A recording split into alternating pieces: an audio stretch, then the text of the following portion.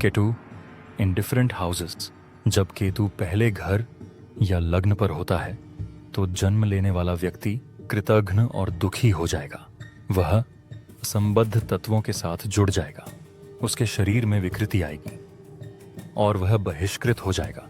यदि केतु दूसरे घर में जन्म के समय पाया गया तो मूल निवासी शिक्षा से वंचित रहेगा। उसका बोलने का तरीका कठोर होगा और उसे भोजन के लिए दूसरों पर निर्भर रहना पड़ेगा।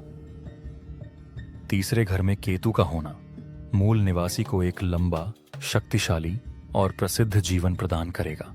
वह 50-87 वह अपनी पत्नी के साथ खुशहाल जीवन बिताएगा, लेकिन भाई की कमी का सामना करेगा।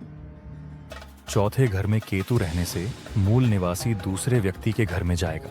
वह अपनी जमीन, मां और खुशी खो देगा। मजबूर होकर उसे अपनी जन्मभूमि छोड़नी पड़ेगी। घर में केतु का होना मूल निवासी को बच्चों से वंचित करेगा। उसका मन दुष्ट होगा और गोब्लिन की पीड़ा सहनी पड़ सकती है। छठे घर में केतु रहने पर मूल निवासी उदारता से भरा, दृढ़ और प्रसिद्ध बनेगा।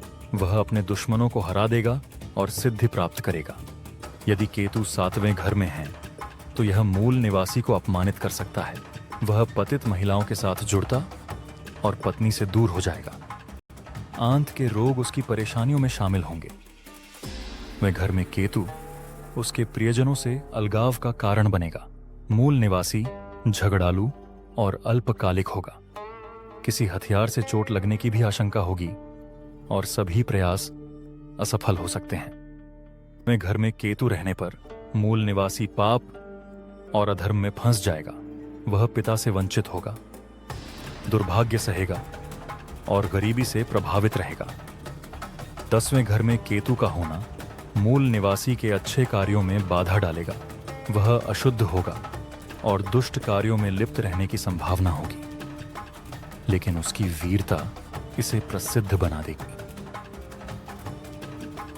घर में केतु का होना जन्म लेने वाले व्यक्ति को धन और अच्छे गुण प्रदान करेगा। वह खुद का सुख पाएगा और विलासिता का आनंद लेगा। सभी कार्यों में उसे सफलता मिलेगी। जब केतु 12वें घर में होता है तो मूल निवासी गुप्त रूप से पापों में संलग्न होगा। वह अपने धन को अवांछनीय उद्देश्यों के लिए खर्च करेगा और अंततः अपनी समृद्धि को खो देगा। अधिक जानकारी के लिए कॉल करें +91 509